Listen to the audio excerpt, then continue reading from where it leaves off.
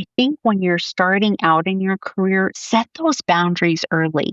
Yes, I love that because I think as you said, is later in our life, we started out, I think, with the wrong Mhm. information. We started out with, giving it 110%, tying everything to your job, putting in all the hours, saying yes to every project, Mhm. raising your hand, don't take any time off. And I think when you're starting out in your career, set those boundaries early, but also don't be afraid to say no to a project. If you're already at the end of your bandwidth Yeah. for your time that you can work on, if your boss brings you a project and says, "Hey, we want you to work on this," I always say take a minute to pause. Yeah. Think about what your current workload is and have the confidence to tell your boss, I would love that project, but I want to give my time and attention to these three Mhm. projects I'm already working on. If I add one in, I'm going to lose value on the other. Can Yeah. you give it to another, person?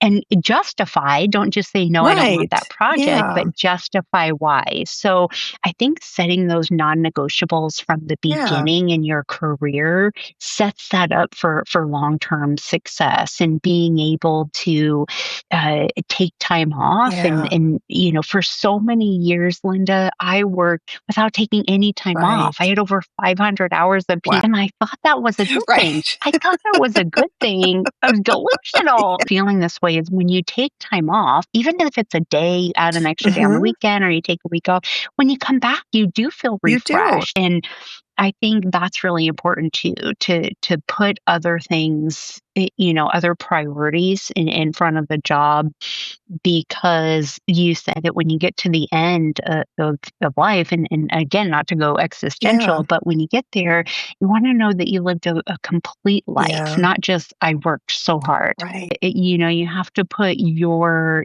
family first, your sanity Yes. first, your Yeah. your mind, your emotional state first. And when you do, you are a top performer. It's when you take care of yourself Mhm. first, you give your best to everything else.